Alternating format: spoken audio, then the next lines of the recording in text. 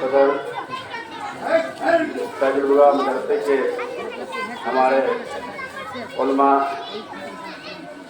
और हमारे इस मदरसे के होनहार, जानदार, शानदार और इस कौम के अनमोल सरमाया और हिंदुस्तान के मुस्तक़बिल हमारे नौनिहाल बच्चों, यहाँ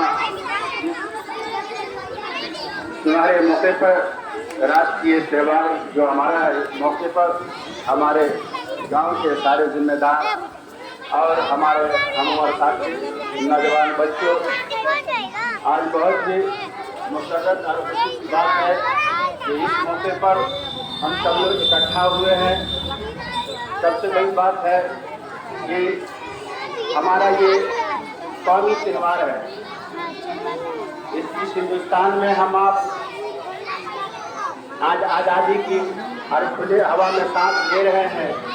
इस सिलसिले में दो चार बात मैं बताते चलूँ, क्योंकि हमने देखा है खास तौर से कि इस मौके पर चाहे वो 26 जनवरी का मौका हो या 15 अगस्त का मौका हो, इस मौके पर हमने देखा है कि हमारे कौम मिल्लत के नौजवानों में वो उत्साह, वो जज्बात नहीं है, वो उत्साह नहीं है, जिसकी वजह से हर जगह मैं देखता हूँ कि कुछ चंद जगहों पर खास तौर से जहाँ जहाँ मदारिस हैं, स्कूल हैं, वहाँ मैं देखता हूँ कि लोग इस मौके पर झंडा तोलन करने का काम करते हैं।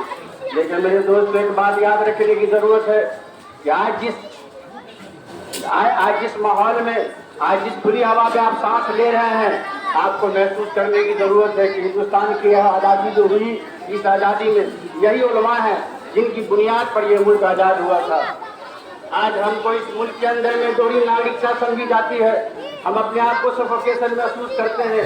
कभी हमारे उलमाओं ने, हमारे दानिश्वरों ने, हमारे सियासतदान लोगों ने कभी इस मौके पर एक बेहतरीन इंतजाम करके या इस मौके पर इज्तिमाई तौर पर हमारे चुनिंदा लोग दानिश्वरों को बुला करके मुल्क की आज़ादी के सिलसिले में बताएं कि हमारे मुल्क में इस आज़ादी के मौके पर हमारे मुल्क में हमारे मुसलमानों की क्या कुर्बानियाँ रही है। अरे भाई, मेरे एक बात याद रखने की बात है, ये बहुत दिनों की बात नहीं है, जाती बात है।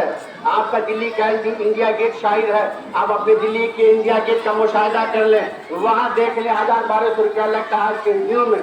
देखेंगे जब परसेंटेज निकालेंगे तो 55% मुसलमानों ने इस मुल्क की आज़ादी में हिस्सा लिया है। इस मुल्क के हमारे हुक्मरानों से हम इस माध्यम से कहना चाहते हैं कि जो लोग मुझे समझते हैं कि इस मुल्क का मैं दोहरी नागरिकता का आदमी हूँ, इस मुल्क के हिस्सेदारी की अगर बात होती है, इस मुल्क की इज्जत आबरू की बात होती है, तो हम 55% लोग हैं जो इस मुल्क को आज़ाद कराने में रहे हैं।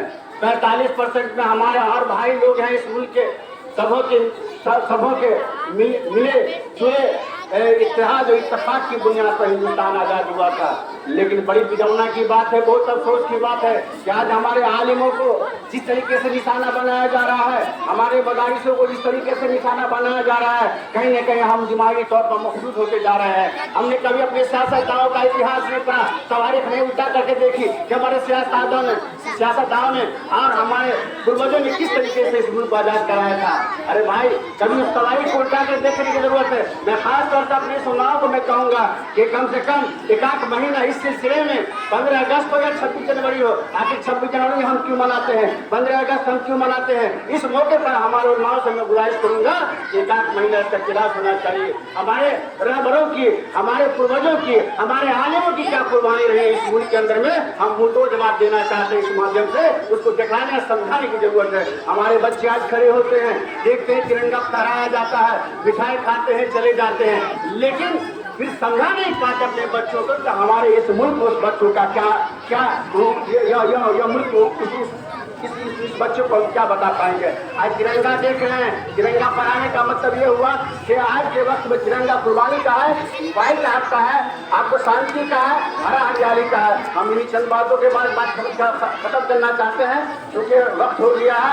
आपके आने वाले वक्त में जब वक्त मिलेगा फिर से बात बताई जाएगी। हिंदुस्तान जिंदाबाद, इस्लाम जिंदाबाद।